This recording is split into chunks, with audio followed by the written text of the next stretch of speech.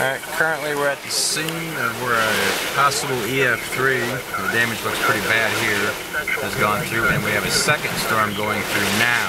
We've been assisting law enforcement in the area, and we have another severe storm hitting now.